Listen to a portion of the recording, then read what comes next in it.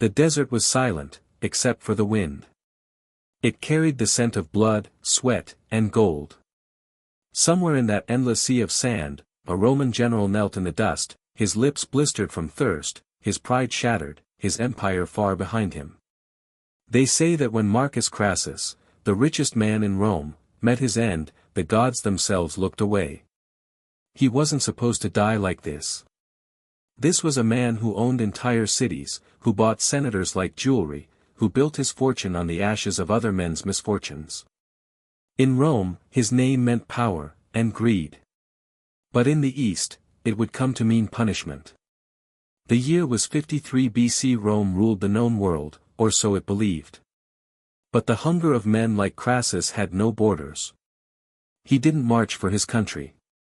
He marched for his ego, to prove that money could buy glory.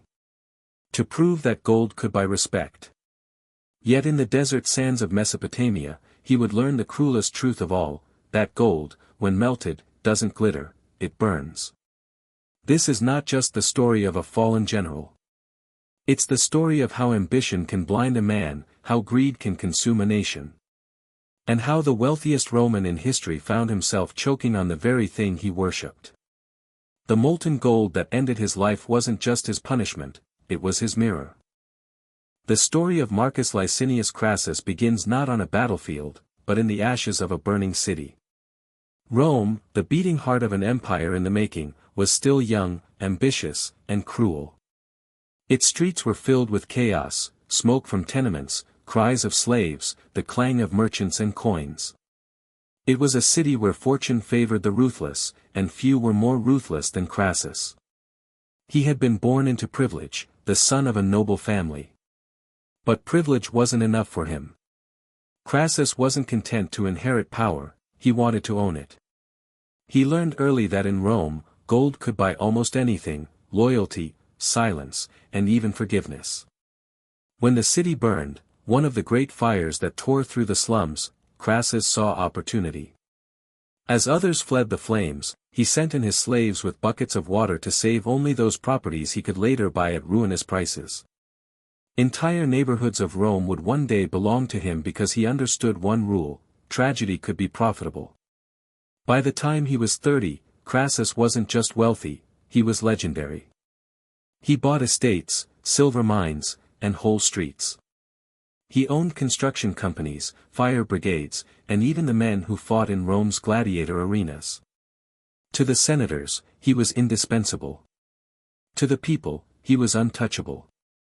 And to himself, he was still not enough. Crassus's hunger for gold was matched only by his hunger for validation.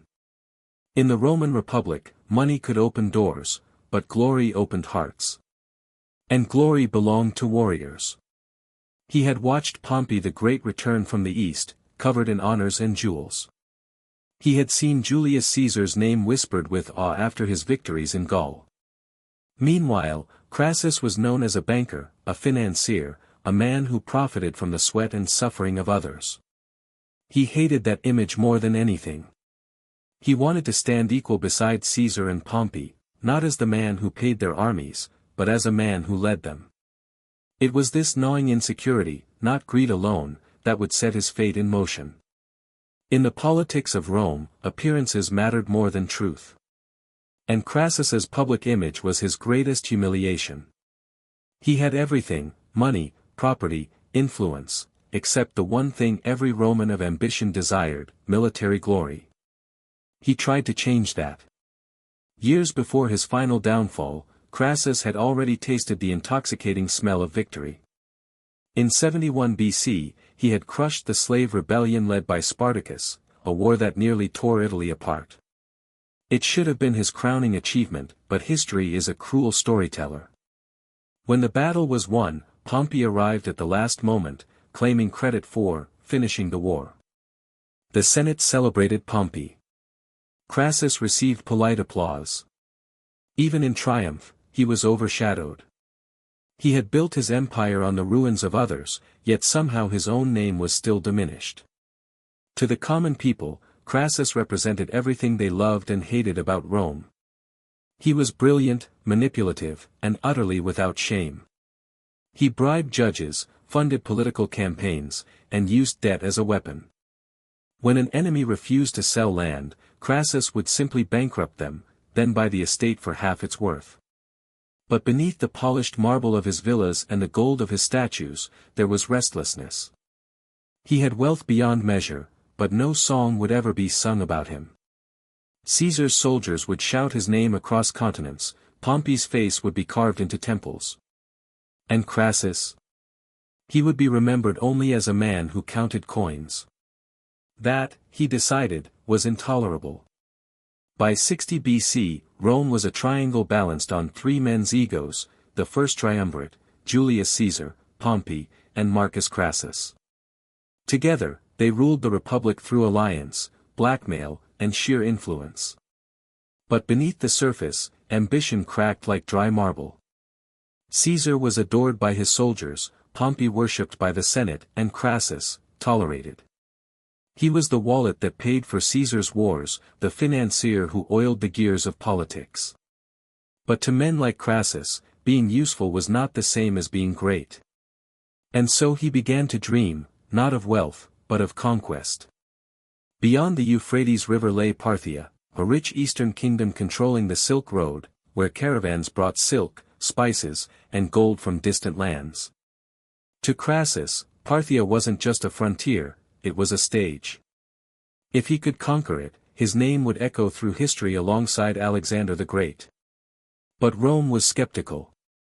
The Senate refused to sanction his campaign, suspecting his motives were more personal than patriotic. They were right. Crassus didn't march to expand Rome's borders, he marched to expand his legacy. And like all men who mistake wealth for destiny, he ignored every warning. His closest advisors cautioned him, Parthia was no easy prey. Its horse archers were unmatched, its deserts merciless. Even Caesar, ever the gambler, urged patience.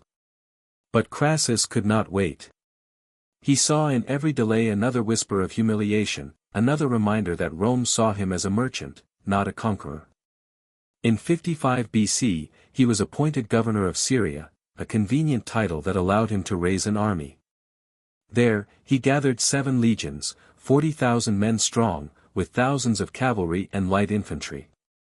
He brought his son, Publius, fresh from Caesar's campaigns in Gaul, a young commander already beloved by his troops. Father and son together, the perfect image of a new Roman dynasty. In their hearts, they believed they were marching toward glory. In truth, they were marching into oblivion. As the army crossed the Euphrates, the sun blazed like molten bronze, turning the desert into a mirror of heat. To the soldiers, it looked like the road to victory. To fate, it was the road to punishment.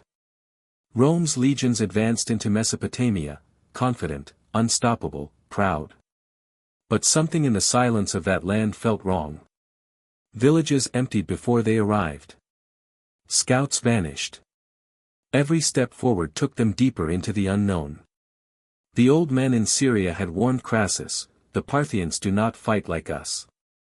He dismissed them as cowards. He believed in numbers, in armor, in Roman discipline. He believed gold could buy anything, even destiny. But the desert does not care for gold. And soon, Marcus Crassus, the man who thought himself untouchable, would learn that some riches are too heavy to carry. The Euphrates River shimmered under the burning sun like a vein of molten gold, beautiful, but deadly. As the Roman legions crossed it, the men cheered, believing they were marching toward destiny. Their commander, Marcus Crassus, rode proudly at the front, his crimson cloak fluttering in the desert wind. He saw not a wasteland before him, but a crown of glory waiting to be seized. But the desert does not reward arrogance. The year was 53 BC. The Parthian Empire stretched across the east, vast, disciplined, and fiercely proud.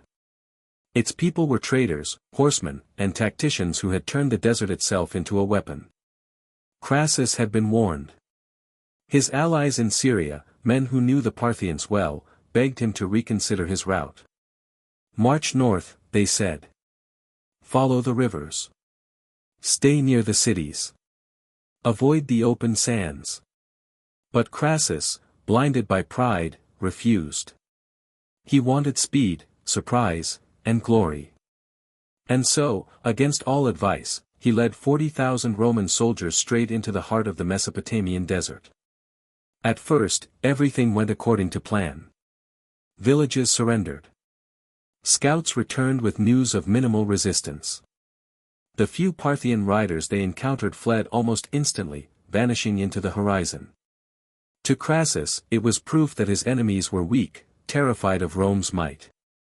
But those riders weren't retreating. They were guiding him. Behind the dunes, hidden from Roman eyes, waited General Surina, the young and brilliant commander of Parthia's elite forces. Surina was unlike any Roman general Crassus had ever faced. He didn't fight for ego. He fought for strategy. While Crassus marched deeper into the desert, Surina prepared the stage for one of the most devastating ambushes in ancient history. The Romans advanced under the merciless sun. Their armor burned against their skin. The heat turned the air into liquid fire. Water grew scarce. Tempers flared. The land itself seemed to turn against them. Then came the silence, the kind of silence that only exists before disaster. Scouts reported strange patterns, distant dust clouds that vanished when approached, the echo of hooves where no riders could be seen. The men began to whisper that the Parthians were ghosts, spirits of the desert. Every night, they heard noises in the dark, soft thuds, faint laughter carried by the wind. Sleep became impossible. Roman discipline began to crack, one soldier at a time.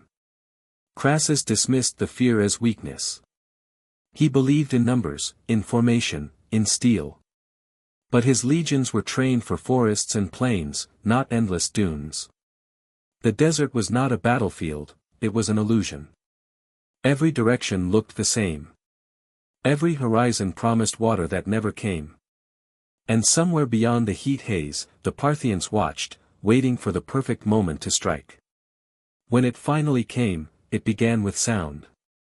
At dawn, near the small settlement of Carrhae, a strange rhythmic beat echoed across the sand, a deep, rolling drum. Then came another, and another, until the desert itself seemed to pulse with it. The Roman soldiers formed ranks, squinting into the rising sun. From the horizon, a glint of light appeared, metal, moving. Then hundreds. Then thousands. An army unlike anything they had seen was approaching, shimmering, fluid, silent. The Parthian cavalry moved as one, each rider encased in steel scales that gleamed like water. Behind them rode waves of horse archers, their bows curved and deadly. They did not speak. They did not charge. They simply surrounded the Roman formation like a tightening noose. Then the sky went dark. A storm of arrows rained down. The sound was deafening, a constant, unending hiss as shafts struck shields, armor, and flesh. Roman soldiers raised their scuta to the sky, forming testudo, the famous tortoise formation, but it was useless. The Parthians didn't tire. They didn't run out of ammunition. Behind them, camel caravans carried endless supplies of arrows, passed forward as fast as they were fired. For hours, the Romans endured a storm of iron. Every time they tried to advance, the horse archers galloped away, loosing arrows while retreating, the deadly Parthian shot. When the Romans stopped to regroup, the arrows returned in waves. The desert became a slaughterhouse of heat and dust. Crassus ordered his son, Publius, to take the cavalry and break through the enemy line. Publius, young, brave, and adored by his men, obeyed without hesitation. He led a charge of 8,000 horsemen straight toward the Parthian center. For a moment, it looked like victory. Then, the ground erupted, hidden troops emerged on both sides. It was a trap.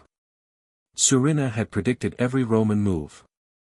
Publius's cavalry was surrounded, their horses pierced, their men cut down one by one. The sound of steel faded into silence. When the dust cleared, Publius was gone.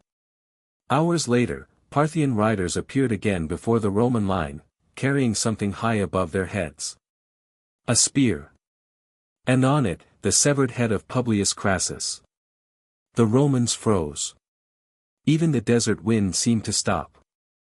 Marcus Crassus, the proud father, the richest man in the Republic, looked upon the face of his dead son.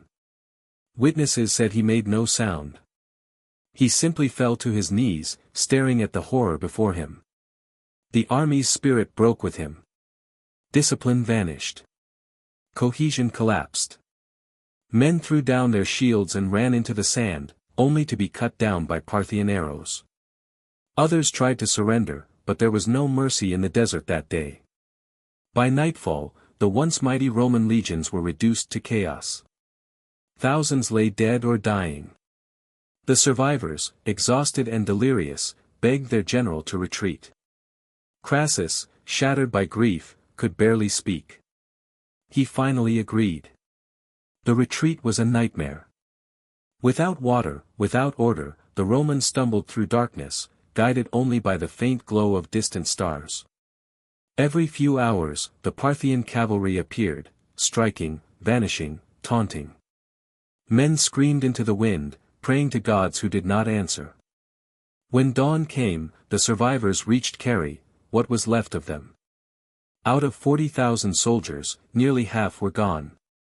The legions that had once marched proudly across the world now crawled, broken, their banners torn and trampled in the sand. Crassus had sought the glory of Alexander the Great. Instead, he had found the humiliation of a fool. But the desert wasn't finished with him yet. Surena, the architect of the disaster, sent envoys under a flag of truce. He offered to negotiate, a chance for the Romans to withdraw peacefully. The surviving officers begged Crassus not to trust them.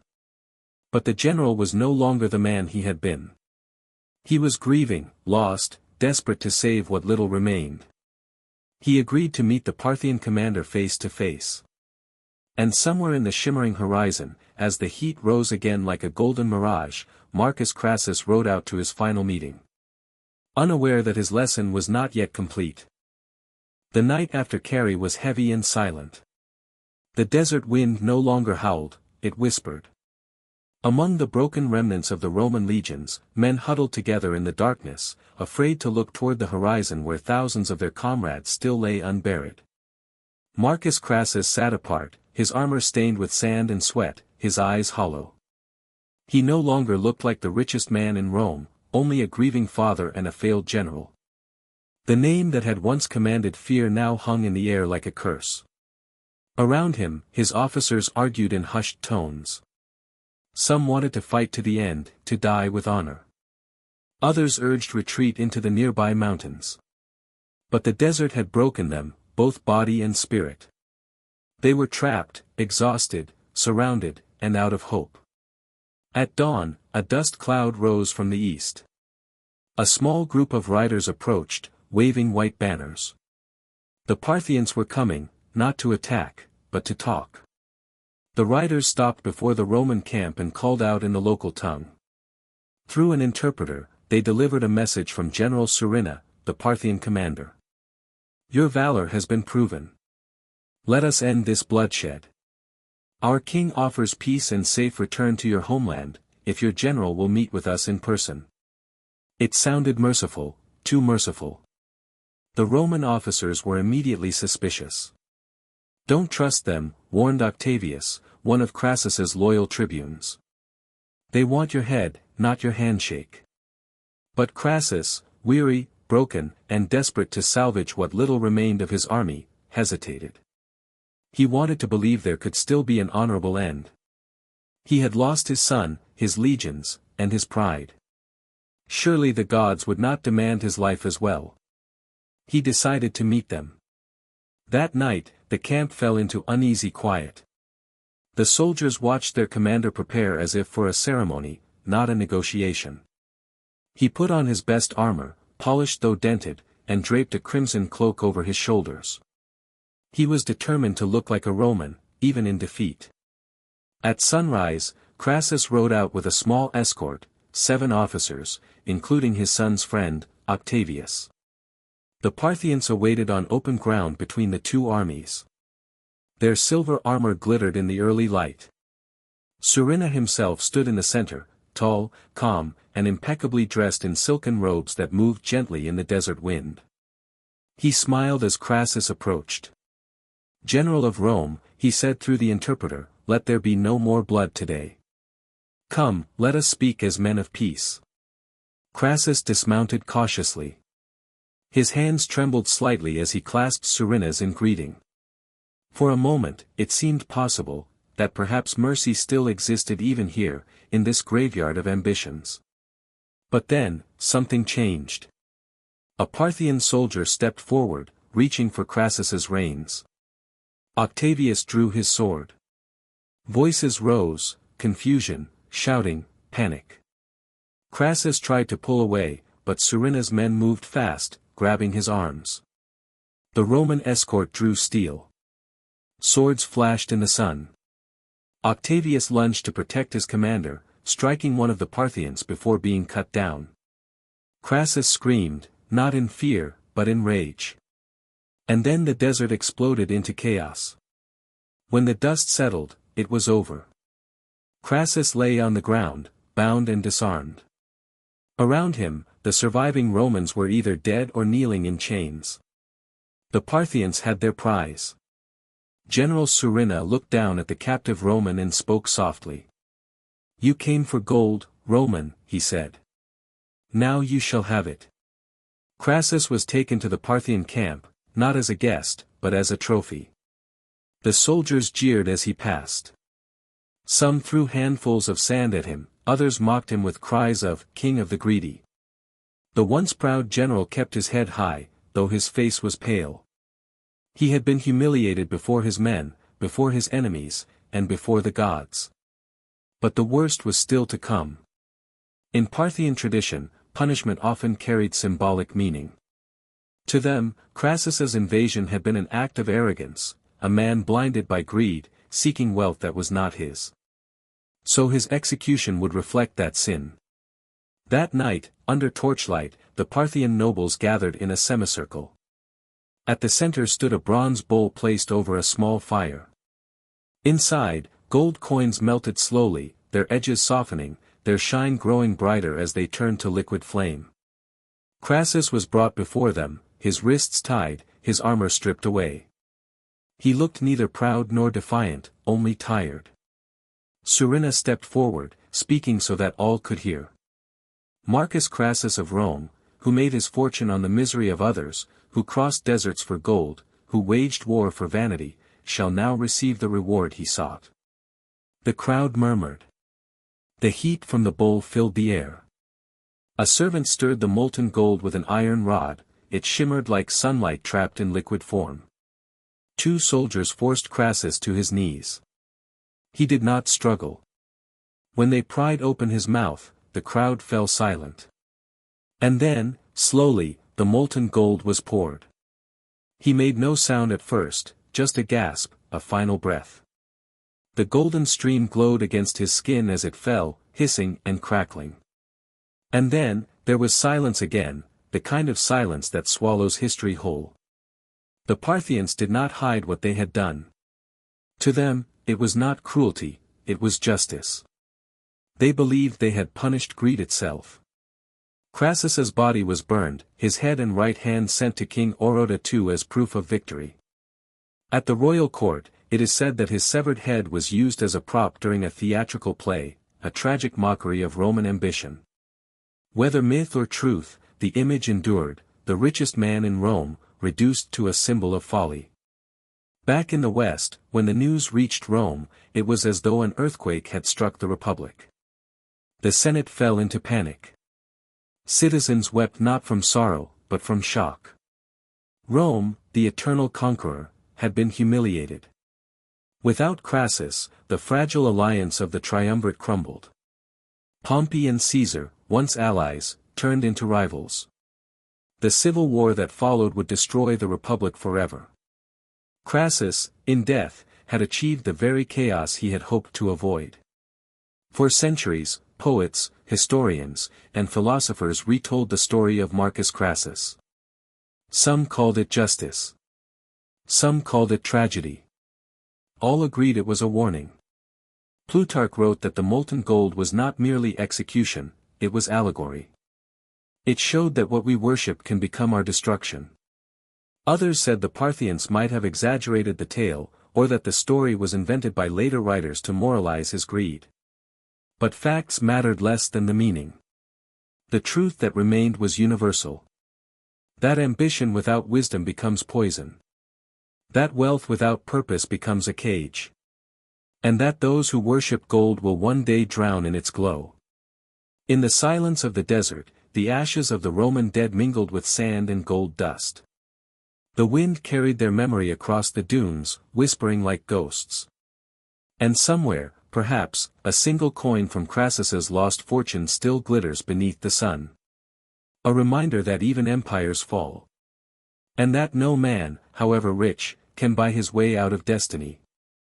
The news of Marcus Crassus's death spread across the ancient world like wildfire carried by the desert wind. In Rome, no messenger dared speak it aloud at first.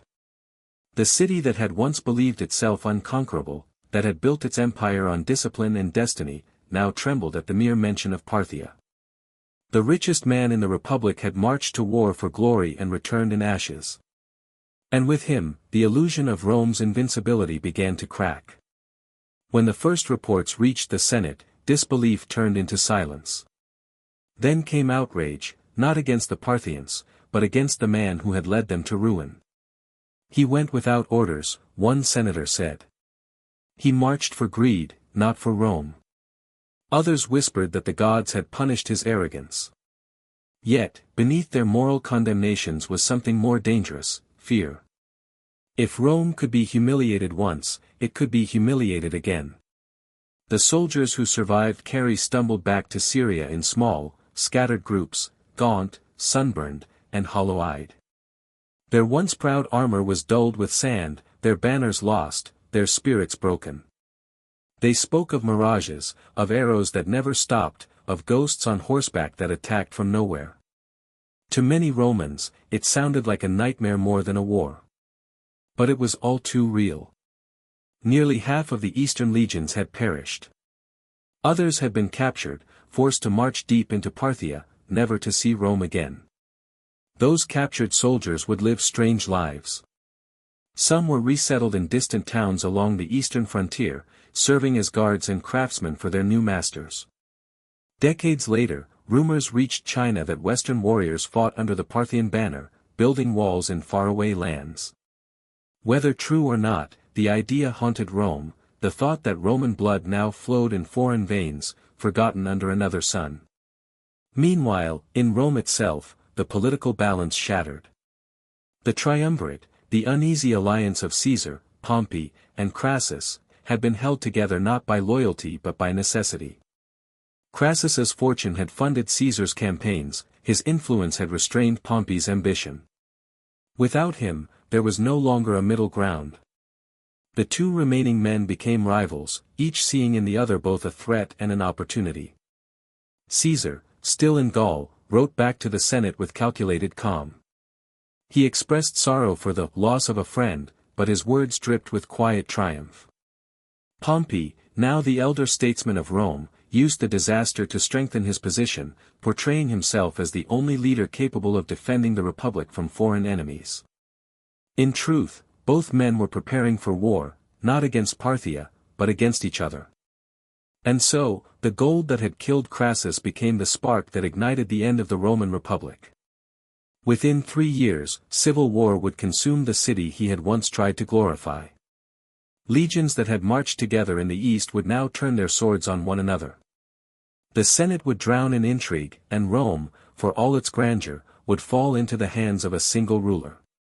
The irony was perfect. In his quest to prove himself equal to Caesar and Pompey, Crassus had ensured that neither would remain his equal for long. His death cleared the path for Caesar to rise, and for the Republic to die. But even far from politics, the story of his end refused to fade.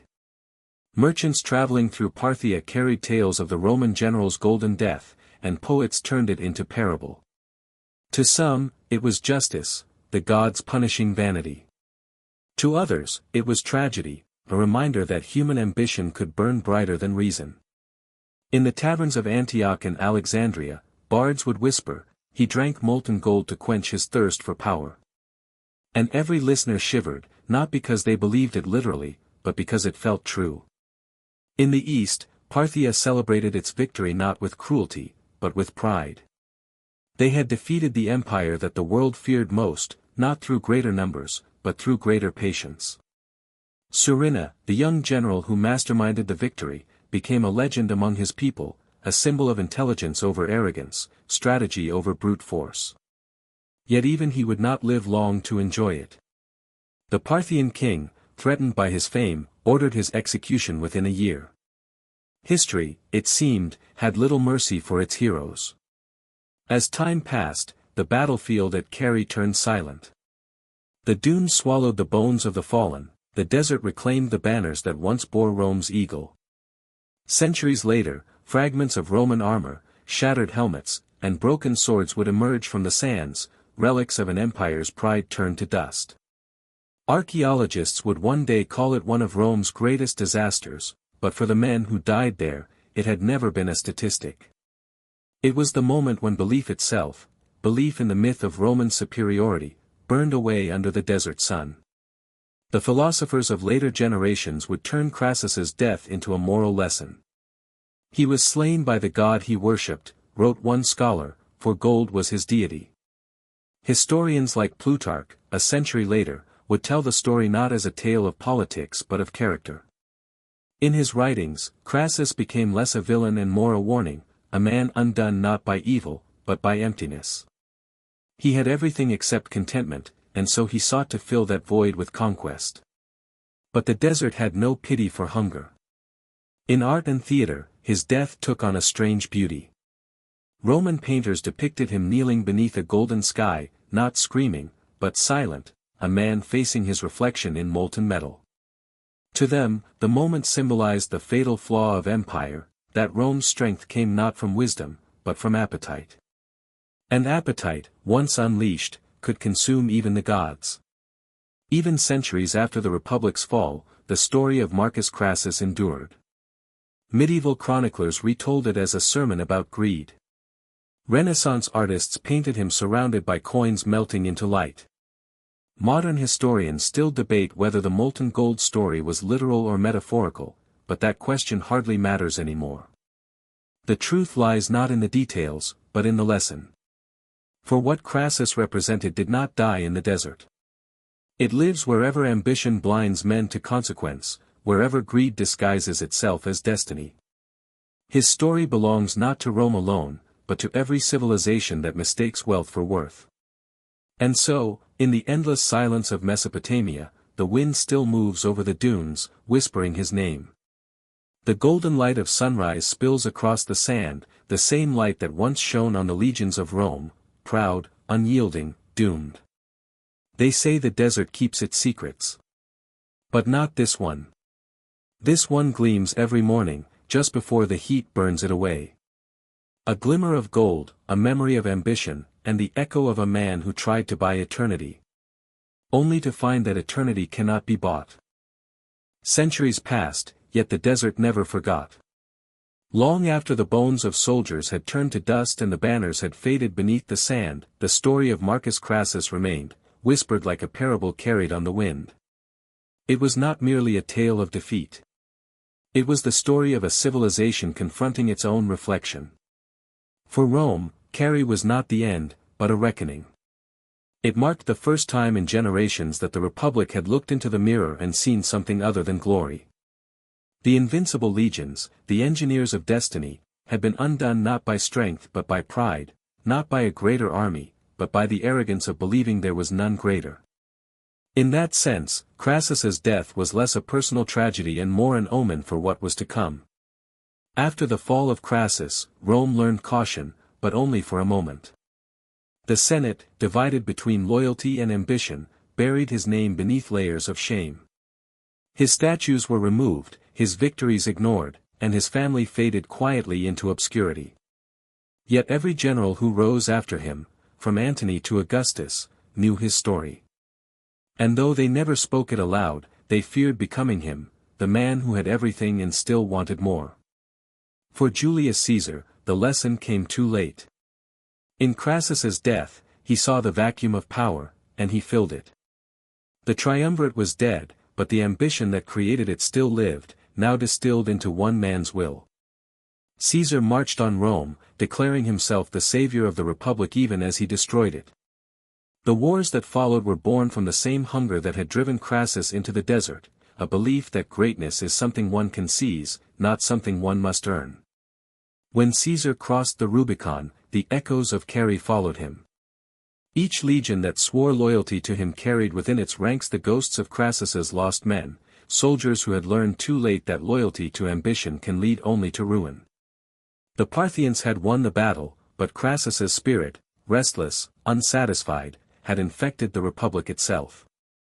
Soon, every Roman general would chase his own empire of sand.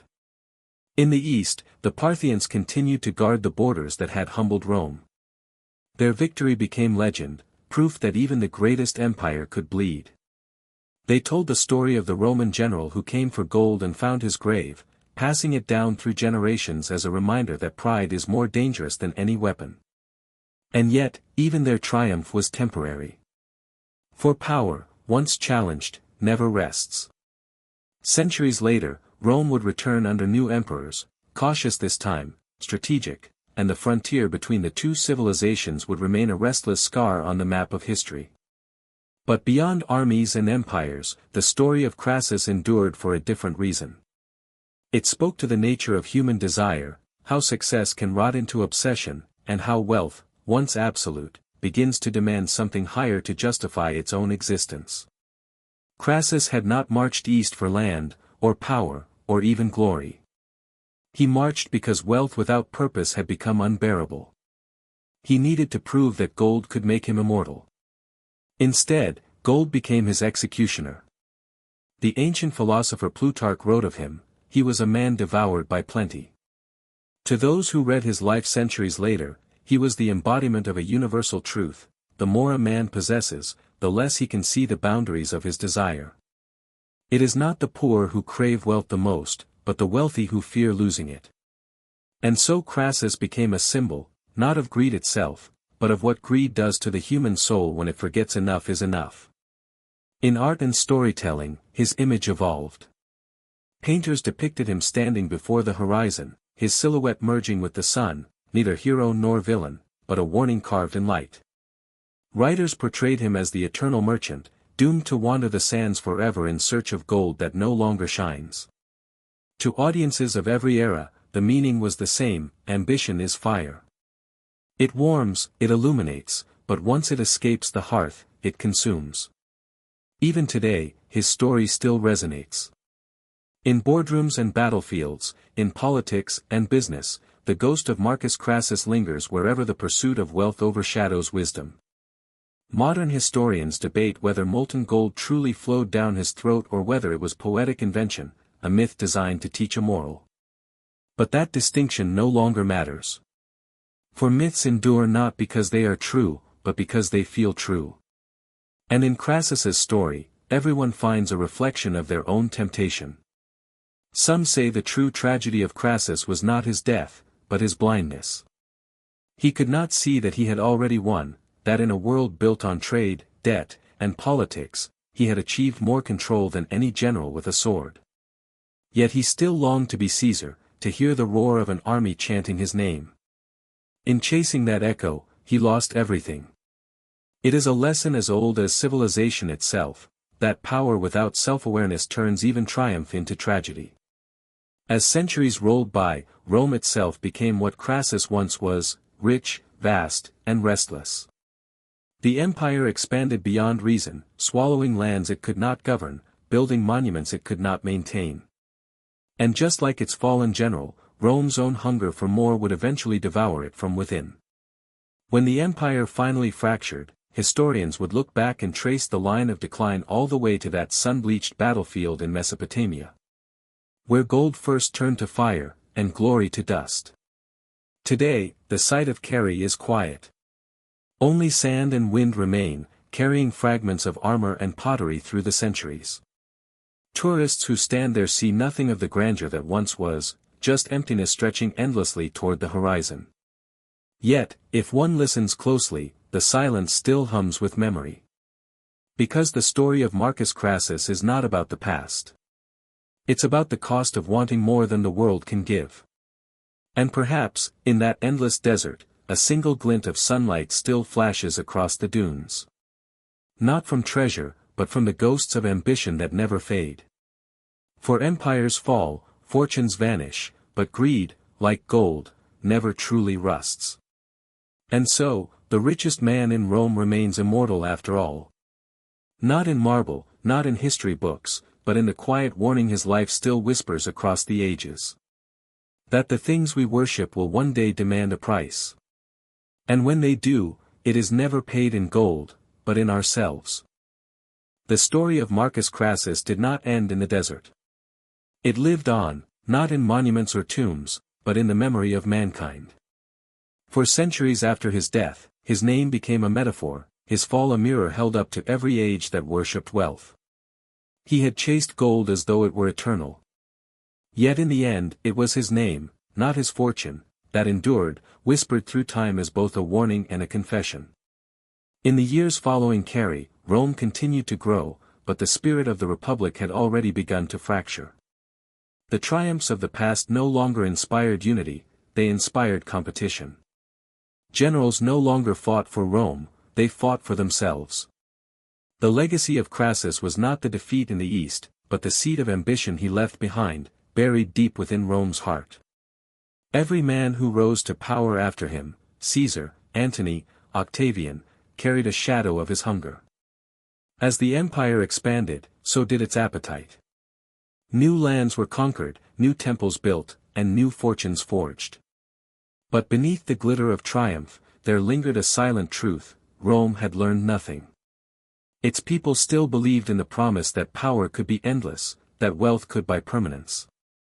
They forgot what the desert had tried to teach them, that even empires have limits, and that every golden age eventually rusts.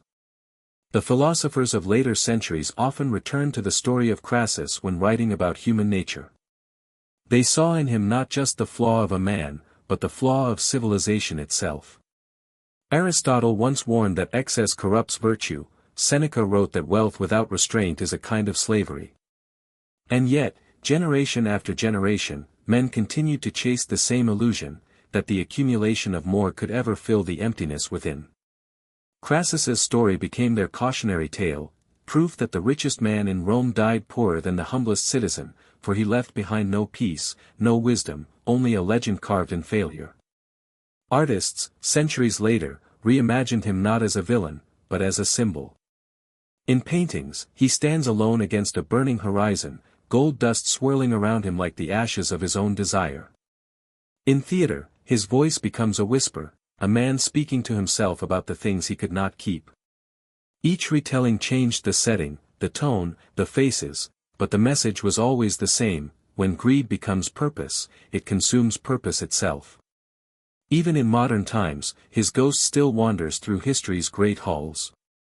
Every collapse of a market, every empire that stretches too far, every leader who mistakes fortune for destiny, they all echo the same lesson. The world remembers the death of Crassus not because it was grotesque, but because it was poetic. It told a truth so simple, so timeless, that it no longer belongs to history at all, that what we worship eventually devours us. When archaeologists later uncovered fragments of Roman armor near the plains of Haran, believed to be the ancient site of Carey, they found nothing grand, nothing heroic. Only remnants, a buckle here, a spearhead there, faint traces of iron weathered by centuries of sand and silence. Yet even those fragments seemed to whisper something. Each corroded piece of metal carried a story not of conquest, but of consequence. For every monument Rome built, the desert had an answer: the patient erosion of pride. Historians have debated for centuries whether molten gold was truly poured down Crassus's throat. Many believe it was myth, crafted later to moralize his greed. But myths endure because they tell truths facts cannot. Whether the event was literal or symbolic hardly matters anymore. The image of gold turned into punishment, of beauty turned into agony, is too powerful to forget. It transcends the man himself, becoming a universal symbol of what happens when ambition loses its soul. And perhaps that is why his story has survived longer than the empire he helped build. For all the marble Caesars and glorious legions, few names from that era still echo with such clarity. Crassus, in death, achieved the immortality he sought in life, not through power, but through irony. He became eternal because he embodied the thing every age fears most, the truth that enough is never enough. Somewhere in the deserts of modern-day Syria, the wind still shapes the dunes where his legions fell. At dusk, when the sun burns low and the horizon glows red with dust, the land still looks the same as it did 2,000 years ago, silent, infinite, merciless. To stand there is to feel small, to understand what Crassus could not, that nature outlives all empires, that time buries both kings and beggars in the same sand. And if the wind carries whispers, perhaps they are not of pain, but of understanding, the acceptance he never found in life. His death changed Rome in ways that could not be undone. It taught its leaders fear, but not humility. It shifted its politics, but not its heart. And in the centuries that followed, the pattern repeated again and again: wealth, ambition, arrogance, collapse.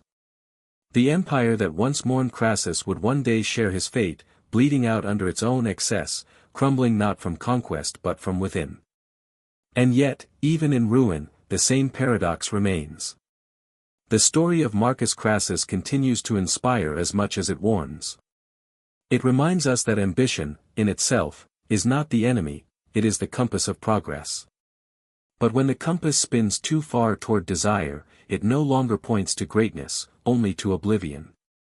That was the truth Crassus never learned, and the lesson the world continues to forget. Today, the name of Marcus Crassus exists not in the echo of war, but in quiet reflection, a name carved into philosophy more than stone. To remember him is to remember that history is not just about victory, it is about consequence. His life asks a question that still matters: what price are we willing to pay to feel powerful? And the answer, if one listens to the desert wind, is always the same: everything. The gold that killed him no longer glows. But its light lives on, in every age that forgets humility, in every heart that mistakes possession for purpose. The empire he once dreamed of has long vanished, yet his warning remains eternal. That greatness without wisdom is just another form of hunger. And that those who try to own the world will always be consumed by it. The story of Marcus Crassus ends where all great stories of power do, not in fire or fury, but in silence. Over 2,000 years have passed since the desert claimed him, and yet his name still drifts through history like dust across the dunes. He is neither hero nor villain now, neither conqueror nor fool. He has become something else entirely, a mirror for every age that dares to chase too much.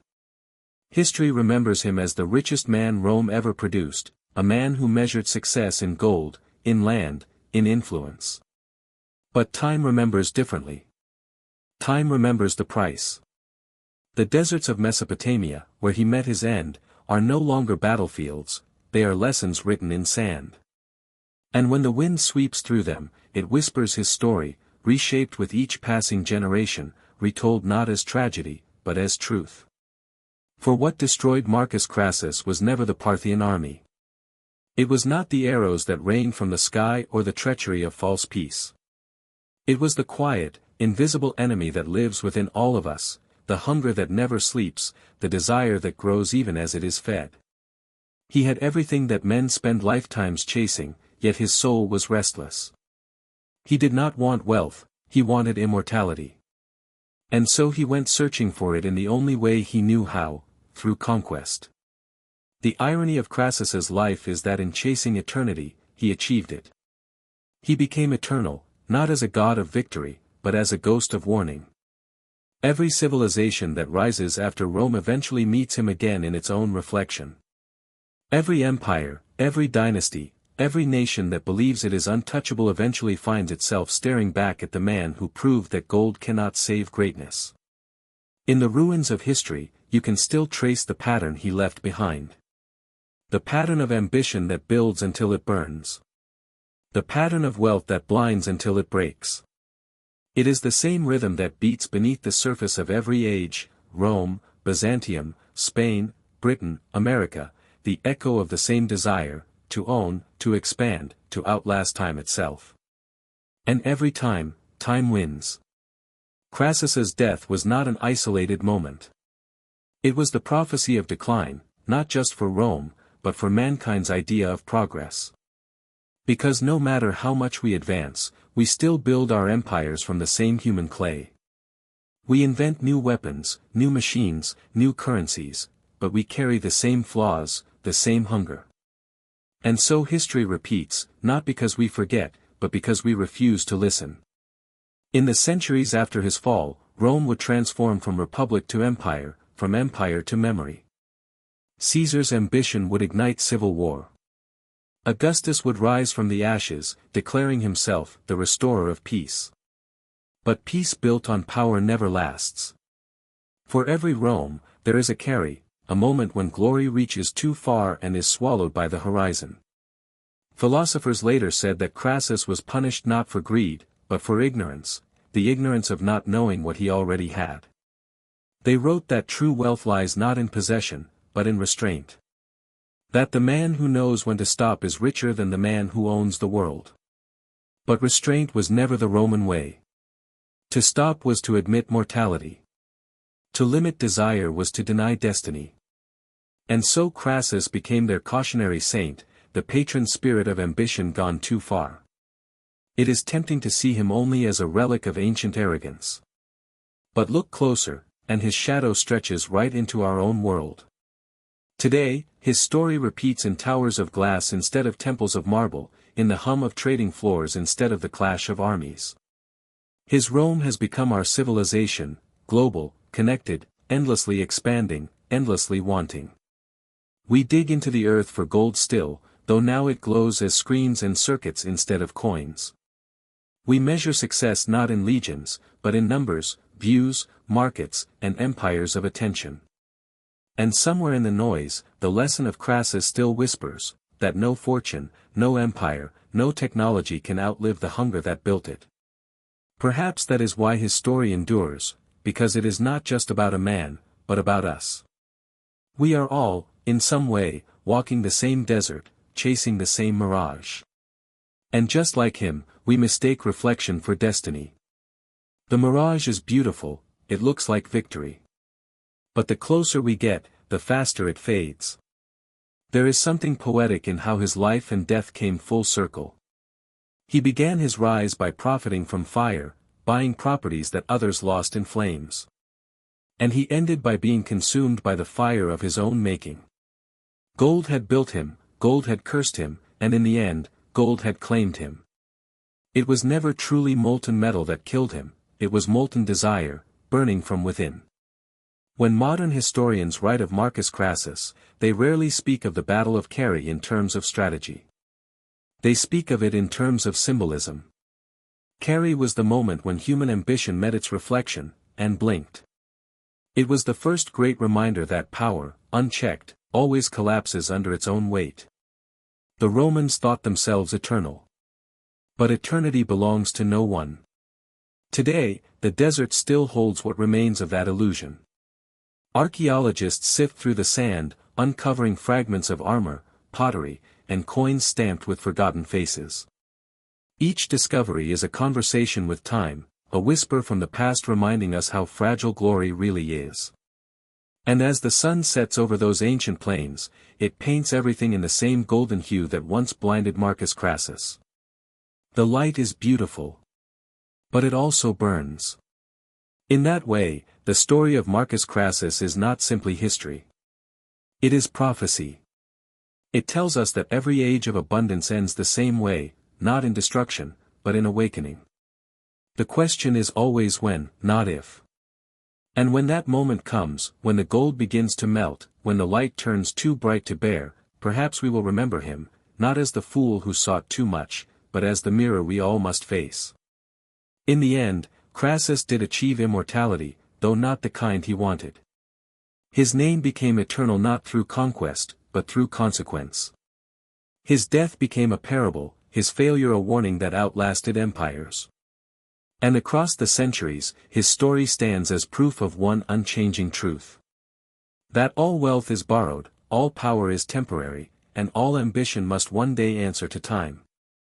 And so the desert remains, endless and eternal, the same sky, the same wind, the same silence that buried the richest man in Rome. If you stand there long enough, you might hear it, a faint whisper, carried by the wind. Not of greed. Not of gold.